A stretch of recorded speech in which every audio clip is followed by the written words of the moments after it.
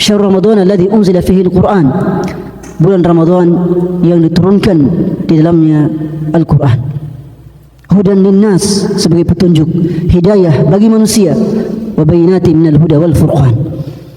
Inilah bulan Ramadan. Para salaf radhiyallahu taala anhum, mereka senantiasa antusias dengan bulan Ramadan. Makanya Al-Asbahani rahimahullah menukil dalam kitabnya At-Targhib, juga dinukil oleh Ibn Rajab dalam Lataif Al-Ma'arif, dan juga As-Suyuti dalam kitabnya Ad-Dur Al-Manthur menyebutkan bahwa Al-Mu'alla Ibn Al-Fadl rahimahullah meriwayatkan dari para sahabat radhiyallahu taala anhum, kanu yad'una Allah 6 ashhurin an yuballighahum Ramadan, thumma yad'unahu ba'dahu 6 ashhur an yataqabbala minhum. Dahulu para sahabat radhiyallahu taala anhum 6 bulan berdoa kepada Allah agar dihidupkan sampai pada bulan Ramadan. Lalu setelah Ramadan, mereka 6 bulan pula berdoa kepada Allah agar diterima amal ibadah mereka dalam bulan Ramadan. Ini merupakan amalan para sahabat radhiyallahu taala anhum yang dikisahkan atau yang diriwayatkan oleh Al-Mu'alla Ibn Fadl rahimahullahu taala. Oleh sebab itu para salaf rahimahullahu taala juga berdoa dengan doa yang sangat masyhur, Allahumma barikna fi Rajab wa Sya'ban wa ballighna Ramadan. Ya Allah, berikanlah kami keberkahan dalam bulan Rajab dan Sya'ban, lalu hidupkanlah kami sampai bulan Ramadan. Ini merupakan antusias para salaf radhiyallahu taala anhum dalam menyambut bulan Ramadan. Juga para salaf sangat gembira dengan bulan Ramadan, sangat gembira dengan bulan Ramadan. Sebagaimana dalam hadis ini Rasulullah memberikan kabar gembira kepada para sahabat radhiyallahu taala anhum, atakum syahrul Ramadan, wahai para sahabat, bulan Ramadan telah datang kepada kalian. Al-Hafidh Ibn Rajab rahimahullah mengatakan, fakaifa la yufrahu bi fathi abwabil jinan. Bagaimana kita tidak gembira? Bagaimana kita tidak gembira padahal dalam bulan Ramadan pintu-pintu surga dibuka lebar oleh Allah Subhanahu wa taala sebagai tanda rahmat yang luas dan keberkahan yang banyak dari Allah Subhanahu wa taala yang Dia salurkan dari arah langit menuju dunia.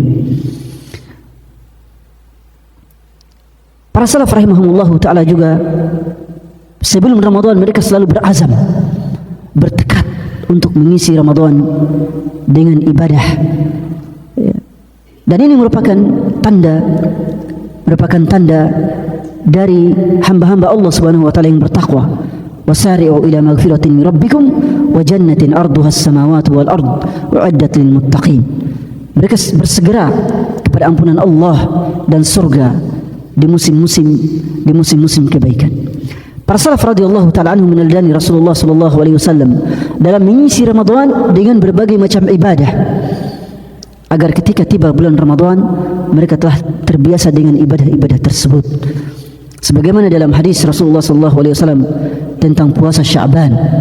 Dalam hadis Rasulullah tentang puasa Sya'ban dalam riwayat Al-Imam Malik yang juga diriwayatkan oleh Al-Bukhari dan Muslim dari jalur Abi Nadhr dari Abi Salamah ibn Abdurrahman ibn Auf Az-Zuhri rahimahullah dari Aisyah radhiyallahu taala anha bahwa beliau berkata, "Ma ra'aitu Rasulullah sallallahu alaihi wasallam istakmala siyama syahrin illa fi Ramadan wa ma ra'aituhu akthara siyaman minhu fi Sya'ban." Bahwa saya, kata Aisyah radhiyallahu anha, tidaklah melihat Rasulullah puasa 1 bulan penuh kecuali pada bulan Ramadan, dan saya tidak melihat beliau berpuasa yang sangat banyak dengan hari yang sangat banyak pada suatu bulan kecuali pada bulan Sya'ban. Oleh sebab itu para salaf kita rahimahumullahu taala wa radhiya anhum, mereka senantiasa meneladani Rasulullah dengan banyak berpuasa pada bulan Sya'ban. Ibnu Rajab rahimahullahu taala dan juga ulama-ulama yang lain mengatakan bahwa memperbanyak puasa dalam bulan Sya'ban sebagai bentuk latihan agar kita terbiasa pada bulan Ramadan, juga sebagai tanda dekatnya bulan Ramadan, sebagai tanda bahwa bulan Ramadan telah dekat. Oleh sebab itu marilah kita melatih putra-putri kita, adik-adik kita agar banyak berpuasa di bulan Sya'ban. Ketika mereka terbiasa puasa di bulan Sya'ban, mereka akan lebih terpuasa lagi pada bulan Ramadan. Jangan dilatih ketika masuk bulan Ramadan. Ya, kalau dilatih ketika masuk bulan Ramadan, mereka akan kesulitan. Tapi kalau bulan pelatihannya di bulan Sya'ban, maka ketika masuk bulan Ramadan mereka telah terbiasa dengan ibadah puasa. Tapi ingat bahwa para salaf rahimahumullah ta'ala tidak hanya membiasakan puasa pada bulan Sya'ban. Diriwayatkan dari sebagian mereka bahwa sebagian mereka kalau tiba bulan Sya'ban maka mereka menutup toko-toko mereka. Ya, sebagian mereka adalah pedagang, tajir. Kalau tiba bulan Sya'ban mereka menutup toko-toko mereka untuk fokus membaca Al-Quran, untuk fokus membaca Al-Quran. Oleh sebab itu, ya, ini juga sangat penting bahwa seluruh amalan yang termasuk dalam rangkaian amalan Ramadan harusnya kita biasakan pada bulan Sya'ban. Harusnya kita biasakan pada bulan Sya'ban. Sedekah, infak, bacaan Al-Quran, banyak berzikir, qiyamul lail, puasa. Ini semuanya hendaknya kita latih pada bulan ini agar ketika kita masuk dalam bulan Ramadan kita telah terbiasa dengannya. Ini merupakan amalan para salaf radhiyallahu ta'ala anhum. Kita mesti meneladani mereka. Kita mesti meneladani para salaf radhiyallahu ta'ala anhum, karena mereka adalah orang yang telah dijanjikan masuk surga oleh Allah dengan amalan-amalan mereka. Kalau kita ingin masuk surga, mari kita melihat amalan-amalan mereka. Was-sabiquna al-awwaluna minal muhajirin wal ansar walladzina tabauhum bi ihsan radhiyallahu anhum wa radu anhu wa a'adda lahum jannatin tajri tahtaha al-anhar khalidina fiha abada dzalikal fawzul azim. Firman Allah dalam surah At-Taubah bahwa orang-orang yang masuk Islam terdahulu dari kaum muhajirin dan ansar dan para tabi'in, orang-orang yang mengikuti mereka dengan kebaikan, Allah telah ridha kepada mereka dan mereka pun telah ridha kepada Allah. Allah siapkan mereka surga yang mengalir di bawahnya sungai-sungai. Mereka kekal di dalamnya, kekal abadi di dalamnya. Itulah kemenangan yang nyata. Oleh sebab itu marilah kita meneladani mereka. Apalagi mereka adalah orang-orang yang terbaik, manusia-manusia terbaik, sebagaimana dalam Sahih Al-Bukhari dan Muslim. Sebagaimana dalam Sahih Al-Bukhari dan Muslim dari jalur Ibrahim An-Nakhai dari Zakwan As-Samman, dari Ibrahim An-Nakhai dari Abidah As-Salmani dari Abdullah ibn Mas'ud radhiyallahu ta'ala an, bahwa Rasulullah sallallahu alaihi wasallam bersabda, khairun nasi qarni thumma alladhina yalunhum thumma alladhina yalunhum. Sebaik-baik manusia adalah orang yang hidup di zamanku, kemudian setelah mereka para tabi'in, kemudian setelah mereka para atba'at tabi'in. Kita ingin selamat, marilah kita mencontoh ibadah mereka kepada Allah Subhanahu wa ta'ala. Ibadah-ibadah dalam bulan Ramadan, ya, itu kata Ustaz kita, Ustaz Muhammad Zaitun Rasmin hafizahullah ta'ala, rangkaian ibadah dalam bulan Ramadan itu terbagi dua. Ibadah berupa ritual dan ibadah berupa spiritual. Ibadah berupa ritual dan ibadah berupa spiritual. Ibadah berupa ritual adalah ibadah-ibadah yang termasuk dalam rangkaian bulan Ramadan. Puasa, qiyamul lail dengan tarawih, banyak berdoa, sedekah, bacaan Al-Quran, zakat fitrah. Beliau sampaikan ini dalam tabligh akbar setelah Ramadan pada tahun lalu, ya. Dan kalau tidak salah sudah dibukukan, ya. Semoga beliau menerbitkan buku tersebut, ya. Para salaf rahimahumullah ta'ala, para jamaah sekalian, sangat antusias dengan ibadah dalam bulan Ramadan. Sangat antusias dengan ibadah dalam bulan Ramadan. Oleh sebab itu, ketika tiba bulan Ramadan, seakan-akan bulan Ramadan adalah ibadah, adalah momen yang tidak ada keduniaan di dalamnya, yang tidak ada unsur keduniaan di dalamnya. Oleh sebab itu Al-Imam Al-Ghazali rahmatullahi ta'ala alaih dalam Ihya Ulumuddin kemudian menyebutkan bahwa jenis puasa seorang mukmin itu ada 3. Yang pertama adalah puasa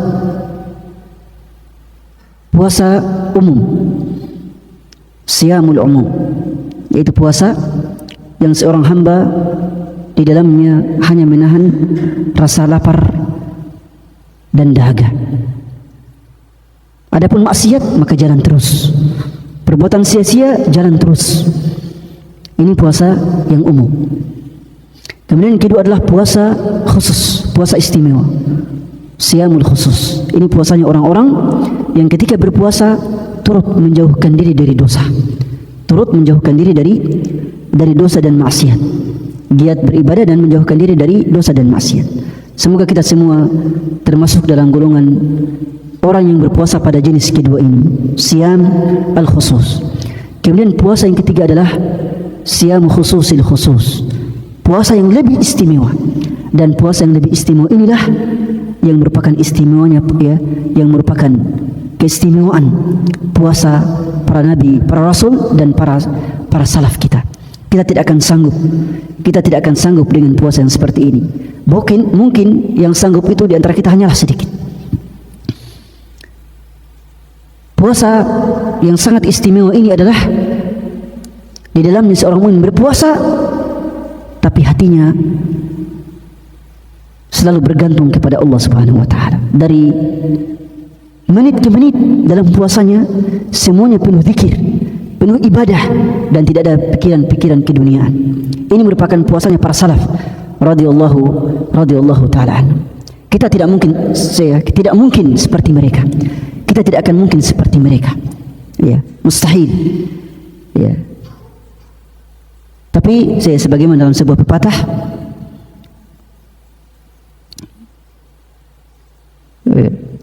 dalam sebuah pepatah, ya, sebuah syair, fatashabbahu illam takunu mithlahum inna tashabbuha bil kirami falahu. Maka ya, berusahalah untuk menyerupai mereka, walaupun Anda tidak akan bisa seperti mereka.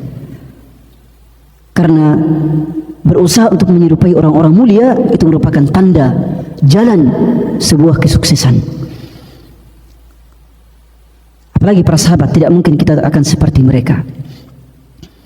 Sebagaimana dalam Sahih Al-Bukhari dan Muslim dari jalur Sulaiman ibnu Mahran Al-Amash dari Zakwan As-Samman dari Abu Hurairah radhiyallahu anhu, Rasulullah bersabda, la tasubbu ashabi.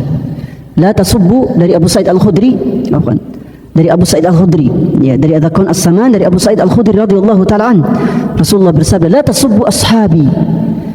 Walladhi nafsi biyadihi law anfaqa ahadukum mithla Uhudin dhahaban ma balagha mudda ahadihim wala nasifah. Janganlah kalian mencela para sahabat. Demi Allah, kalau seandainya kalian berinfak dengan emas sebesar gunung Uhud, diameternya atau jarak panjangnya 7 km, tingginya 1 km di atas permukaan laut, dan semuanya batu, tidak ada tanahnya. Kalau kita berinfak emas sebesar gunung Uhud, maka infaknya para sahabat dengan makanan, bukan dengan emas, dengan makanan, 1 mud saja, 1,5 kilogram, ya, 1 mud 700 gram. Maka lebih berat lagi pahalanya para sahabat dengan infak makanan 700 gram dibandingkan dengan infak emas sebesar gunung Uhud. Kata Rasulullah, bahkan setengah mud 350 gram itu lebih besar, ya, pahalanya dibandingkan pahala kita walaupun kita berinfak dengan emas sebesar gunung Uhud. Oleh sebab itu kita tidak akan mungkin seperti mereka, tidak akan mungkin seperti para sahabat radhiyallahu taala anhum. Tapi Rasulullah mengatakan, saddidu wa qaribu, berusahalah untuk ya mendekati, berusaha untuk mendekati mereka, mendekati kebenaran, mendekati sunnah Rasulullah sallallahu alaihi wasallam. Para salaf rahimahumullah taala sangat antusias dengan qiyamul lail dalam bulan Ramadan. Sangat antusias dengan qiyamul lail dalam bulan Ramadan. Bahkan mereka mengkhatamkan Al-Quran dalam bulan Ramadan.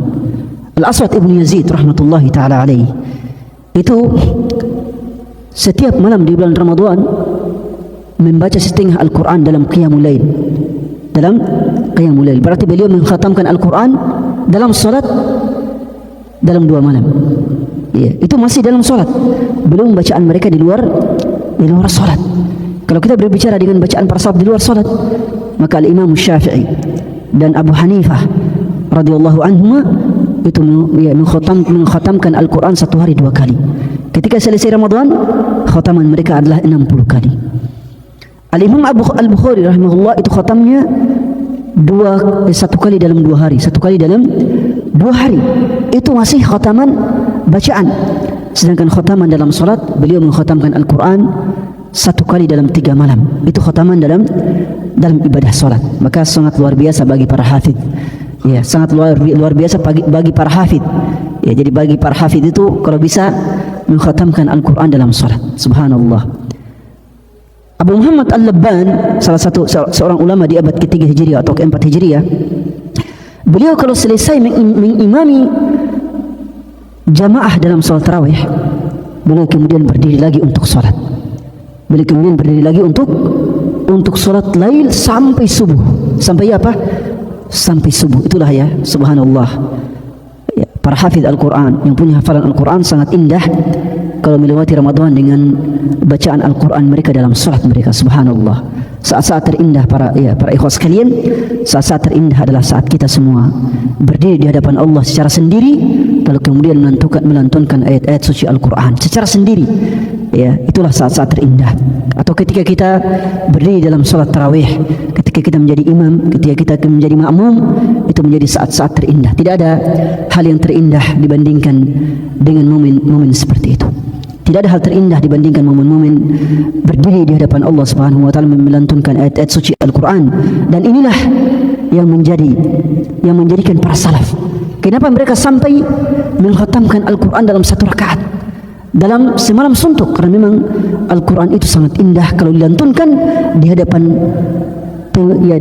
hadapan penuturnya, yaitu Allah Subhanahu wa taala. Makanya kita mengenal ada 4 para salaf kita yang mengkhatamkan Al-Quran dalam 1 rakaat. Uthman ibn Affan, kemudian Tamim ibn Aus Ad-Dari, kemudian Abdullah ibn Zubair dan Abu Hanifah radhiyallahu taala anhum wa ardhahum. Ini berangkat dari sabda Rasulullah sallallahu alaihi wasallam.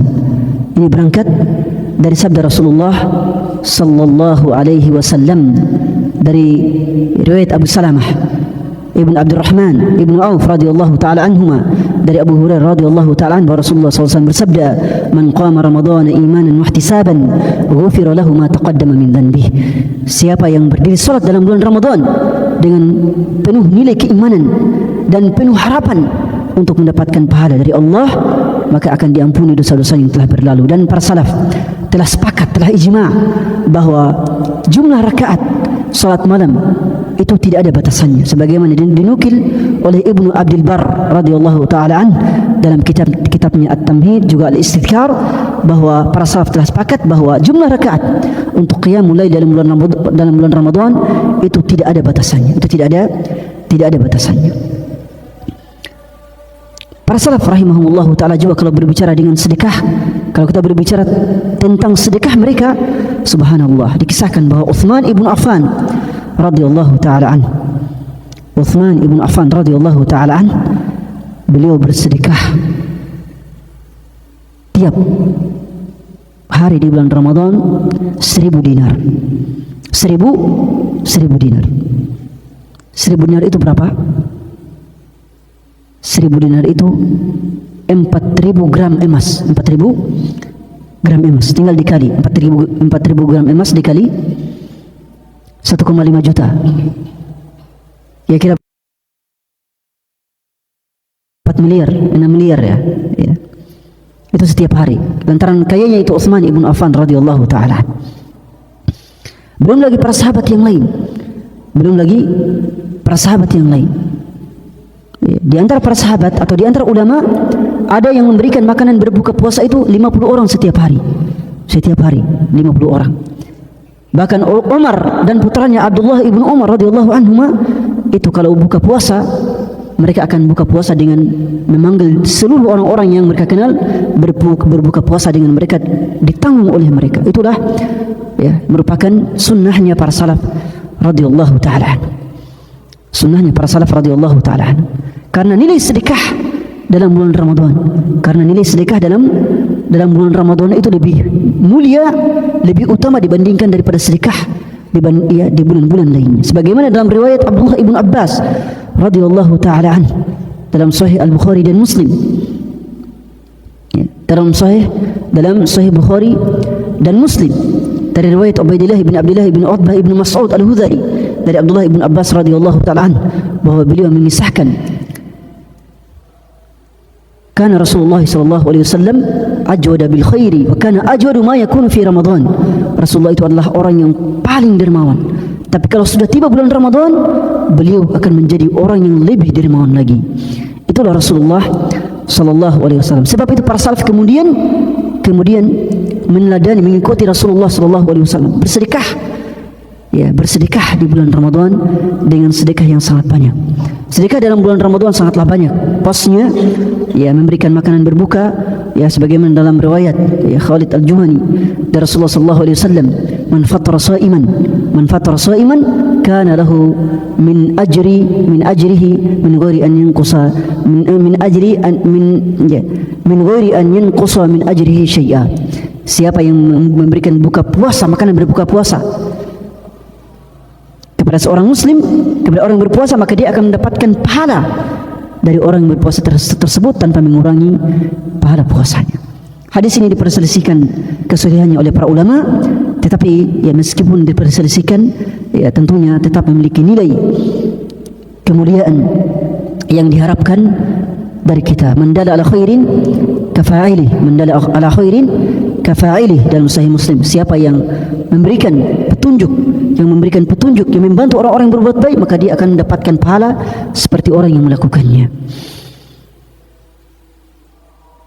Para salaf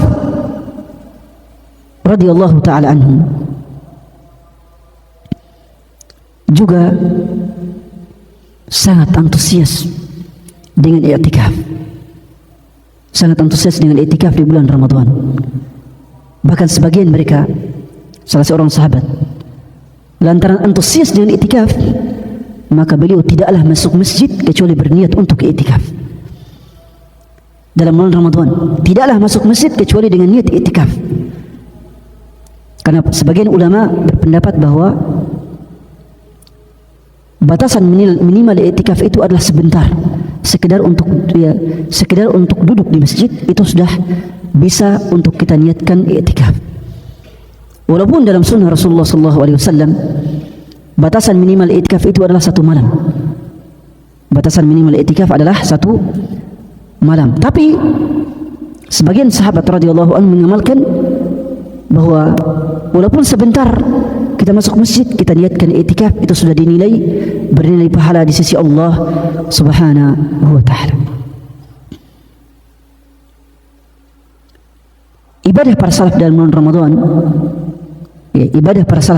Ramadan, juga merembes pada doa-doa mereka. Para salaf radhiyallahu anhum dalam bulan Ramadan itu sangat banyak berdoa kepada Allah Subhanahu wa taala. Dan ini bisa dilihat dari sabda Rasulullah sallallahu alaihi wasallam tentang thalathu da'awatin mustajabat. Ada 3 doa yang mustajab dalam riwayat Al-Hakim. Di antaranya adalah da'watu shaim, doanya orang yang berpuasa. Juga bisa dilihat dari doa Rasulullah yang beliau ajarkan kepada ibunda kita Aisyah radhiyallahu anha. Ketika ibunda kita bertanya kepada beliau, wahai Rasulullah, ara'aita law kanat hadhihi al-laila lailatul qadr, madza aqulu fiha? Wahai Rasulullah, kalau seandainya malam ini malam Lailatul Qadar, doa apakah yang saya perbanyak baca? Maka Rasulullah kemudian mengatakan, quli Allahumma innaka afuwun tuhibbul afwa fa'fu anni, dalam Sahih Muslim. Allahumma innaka afuun tuhibbul afwa fa'fu anni. Ini menunjukkan bahawa Ramadan, apalagi malam Lailatul Qadar, merupakan momen-momen yang mustajab dalam berdoa. Momen-momen yang mustajab dalam berdoa. Dan ini juga tampak pada madhab sebagian ulama. Dalam madhab Syafi'i,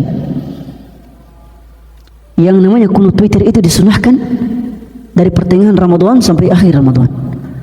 Kunut witir ini menandakan bahawa memang doa ini sangat erat kaitannya dengan bulan Ramadan. Sangat erat kaitannya dengan bulan Ramadan. Dan ini ditandai dengan adanya ayat doa yang diselipkan oleh Allah dalam rentetan ayat-ayat puasa dalam surah Al-Baqarah. Ada ayat doa di situ. Wa idza sa'alaka 'ibadi 'anni fa inni qarib ujibu da'watad da'i idza da'an falyastajibu li wal yu'minu bi la'allahum yarshudun. Wahai Muhammad, kalau seandainya hamba-hambaku bertanya tentangmu, fa inni qarib, maka saya dekat. Maka saya dekat. Ini disebutkan oleh Allah dalam rentetan ayat-ayat puasa. Makanya Ibnu Katsir rahimahullah dan juga ulama-ulama ahli tafsir yang lain mengatakan bahwa ini sebagai tanda bahwa bulan puasa itu merupakan bulan yang mustajab bagi kita untuk melantunkan doa kepada Allah Subhanahu wa taala. Oleh sebab itu para salaf radhiyallahu anhum dalam bulan Ramadan mereka memperbanyak doa kepada Allah Subhanahu wa taala. Mereka senantiasa memperbanyak doa kepada Allah Subhanahu wa taala. Apalagi juga sebagai bulan zikir.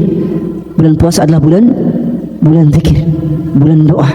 Bahkan mereka sebagian mereka kemudian menganjurkan, lantaran mulianya bulan Ramadan, mereka menganjurkan agar membayar zakat dalam bulan Ramadan. Padahal bayar zakat itu kan paling utamanya antara salat subuh di hari raya Idul Fitri dengan salat Idul Fitri. Tapi mereka mengatakan bahwa itu dibolehkan dibayar dalam bulan Ramadan. Kenapa? Karena bulan Ramadan juga merupakan bulan yang mulia. Bulan Ramadan juga merupakan bulan yang mulia. Sehingga mereka kemudian membolehkannya. Ya. Bahkan mazhab Abu Hanifah itu kan boleh membayar zakat dari awal Ramadan. Ya, dari awal Ramadan. Itu alasannya adalah karena bulan Ramadan adalah bulan yang mulia. Alasannya adalah karena dalam bulan Ramadan adalah bulan yang mulia dengan seluruh ibadah, dengan seluruh rangkaian ibadahnya. Juga para salaf radhiyallahu taala anhum dalam bulan Ramadan fokus dengan Al-Quran. Ada 3 ulama yang diriwayatkan meninggalkan majelis ilmu dan hanya fokus dengan Al-Quran. Yang pertama adalah Ibnu Syihab Az-Zuhri, yang kedua adalah Sufyan Ats-Tsauri, dan yang ketiga adalah Al-Imam Malik ibn Anas Al-Madani, Imam Daril Hijrah rahimahumullahu ta'ala. Mereka ini kalau tiba bulan Ramadan, mereka meninggalkan majelis-majelis yang lain dan fokus dengan Al-Quran. Tetapi juga tentunya ulama-ulama yang lain tidak juga seperti itu, ya, tidak juga seperti itu. Yang ingin fokus dengan Al-Quran silahkan, tapi tetap juga berusaha untuk memberikan manfaat dan faedah kepada orang lain, menggabungkan antara pemberian faedah, pengajaran ilmu, dakwah, dan juga fokus kepada Al-Quran. Itu juga sangat bagus. Itu juga sangat bagus, dan ini juga dipraktikkan oleh para salaf. Al-Imam Ad-Daraqutni rahimahullahu ta'ala, Ali ibnu Umar Abul Hasan Ad-Daraqutni rahimahullahu ta'ala, atau Umar ibnu Ali Abul Hasan Ad-Daraqutni, beliau ini dalam bulan Ramadan suka mengajarkan buku-buku beliau, buku-buku hadis beliau.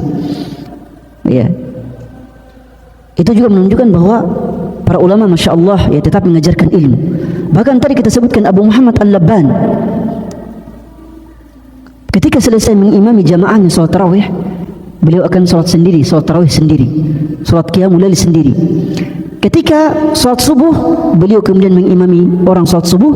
Setelah salat subuh, beliau kemudian memanggil para sahabatnya dan mengajarkan mereka Al-Quran. Abu Muhammad Al-Labban rahimahullahu ta'ala. Al-Imam Ad-Daraqutni juga seperti itu, mengajarkan fadailus sahabah dalam bulan Ramadan. Al-Imam Ad-Daraqutni salah satu imam ahli hadis yang sangat luar biasa. Beliau juga merupakan salah satu imam ahli qiraat yang sangat besar. Bahkan dikisahkan bahwa Al-Imam Ad-Daraqutni adalah imam yang pertama kali menuliskan ilmu qiraat, menggabungkan ilmu qiraat dalam satu buku. Al-Imam Abul Hasan Ad-Darqutni rahmatullahi taala alaih. Juga para ulama-ulama yang lain, subhanallah, fokus mereka kepada Al-Quran sangat luar biasa. Makanya Al-Imam Al-Baihaqi, Abu Bakar Al-Baihaqi rahimahullah ta'ala mengatakan, Al-Quran syahrul Ramadan syahrul Quran. Ramadan itu adalah bulan Al-Quran. Jadi yang pertama kali mengatakan bahawa Ramadan bulan Al-Quran adalah Al-Imam Al-Baihaqi, Abu Bakar Al-Baihaqi, Abu Bakar Ahmad ibn Husain Al-Baihaqi rahimahullahu ta'ala. Ya, beliau ini subhanallah, ya, dalam As-Sunan Al-Kubra mengatakan bahawa Ramadan adalah bulan Al-Quran. Ramadan adalah bulan Al-Quran. Dan ini kemudian menjadi julukan bulan Ramadan, ya. Dan padahal sebelum beliau itu tidak populer. Sebelum abad ke-5 tidak populer di kalangan ulama bahawa Ramadan bulan Al-Quran. Tapi Al-Imam Al-Baihaqi kemudian mempopulerkan ini. Dan tentu benar bahawa Al-Quran, bahawa Ramadan merupakan bulan Al-Quran. Karena dalam bulan Ramadan lah Al-Quran diturunkan.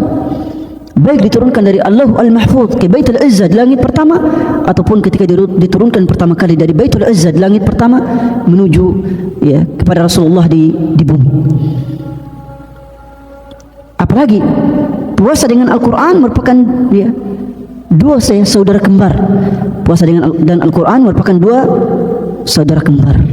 Makanya dalam hadis dalam Musnad Ahmad disebutkan bahwa puasa dengan Al-Quran akan bersama-sama mendatangi Allah Subhanahu wa ta'ala untuk memberikan syafaat kepada orang yang banyak membaca Al-Quran dan memberikan syafaat kepada orang yang banyak berpuasa. Duanya akan berjalan berdampingan di hari kiamat kelak.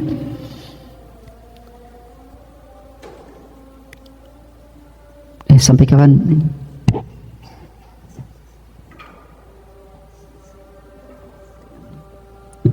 Baik. Barakallahu fikum, jazakumullah khairan. Ya, mungkin sampai di sini saja ya. Ya, sampai di sini para asatidzah, para ikhwah sekalian yang dimuliakan oleh Allah Subhanahu wa taala. Tentunya hal yang kita sebutkan ini hanyalah, ya, gambaran-gambaran yang sedikit dari para salaf radhiyallahu taala anhum.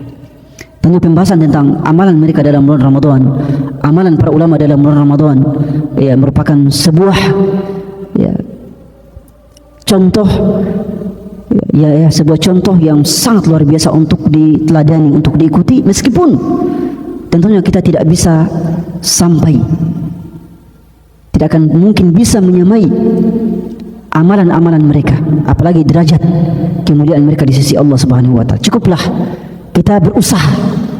kita berusaha, walladzina jahadu fina lanahdiyannahum subulana. Orang-orang yang bersungguh-sungguh, maka dia akan sampai pada derajat, ya, akan sampai pada derajat yang, ya, diinginkan oleh Allah Subhanahu wa taala.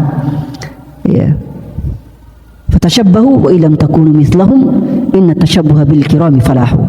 Maka marilah kita meneladani mereka, walaupun kita tidak mungkin seperti mereka, karena berusaha untuk seperti mereka merupakan tanda jalan sarana untuk menuju kesuksesan, untuk menuju kemenangan. Ustaz Muhammad Zaitun Rasul mengatakan, ya, bahwa kemenangan yang hakiki adalah istiqamah. Kemenangan yang hakiki adalah istiqamah di atas ibadah, di atas dakwah, di atas kebenaran. Itulah istiqamah yang hakiki.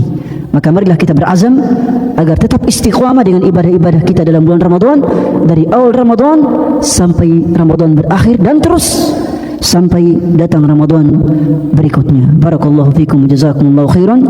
Nas'alullah jalla wa ala bimannihi wa karamihi wa fadlihi an yubarik lana fi sya'bana wa yuballighana Ramadan wa yubarik lana fi Ramadan biqiyamihi wa siyamihi wa sadaqatihi wa dhikrihi wa du'aihi innahu waliyyu dhalika wal qadiru alayh. Subhana rabbika rabbil izzati amma yasifun. Wassalamun alal mursalin walhamdulillahi rabbil alamin. Barakallahu fikum. Ada tanya jawab atau tidak ada? Tidak ada ya? Atau silakan.